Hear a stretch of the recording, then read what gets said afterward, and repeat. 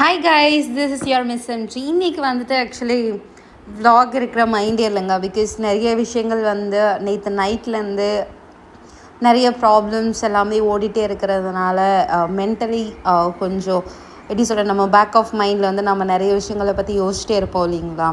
அதுதாங்க இன்றைக்கி. ஏன்னா பிகாஸ் மார்னிங் எந்திரிச்சதே ஆல்மோஸ்ட் 1:30 ஆகிடுச்சு. 1:30க்கு எந்திரிச்சிட்டு அதுக்கப்புறம் என்ன பண்ணுறதுன்னே தெரியாமல் ஆல்ரெடி வந்து நான் ஏர்லி மார்னிங் 4:30 to 5 o'clock நான் குக் பண்ணி வச்சுருந்தேங்க. அதை தாங்க நான் சாப்பிட போகிறேன். ஸோ பட் ஆனால் நான் அந்த கிரேவி ஊற்றும் போது எனக்கு பேக் ஆஃப் மைண்டில் நிறைய விஷயங்கள் தோணிட்டு இருந்ததுங்க.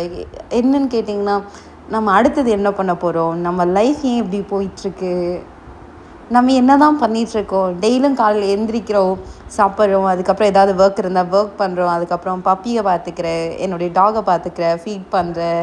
It's kind of like I feel it literally it's kind of like ரொபாட்டிக்கான ஒரு லைஃப் வாழ்ந்துட்டுருக்கேனோ அப்படின்னு தோணிட்டுருக்கு. பட் அதையும் தாண்டி எனக்கு இதில் சந்தோஷம் இருக்கிறதுன்னு கேட்டிங்கன்னா என்னுடைய பப்பீஸ் மட்டும்தாங்க. பப்பீஸ், அதுக்கப்புறம் என்னுடைய டாக்.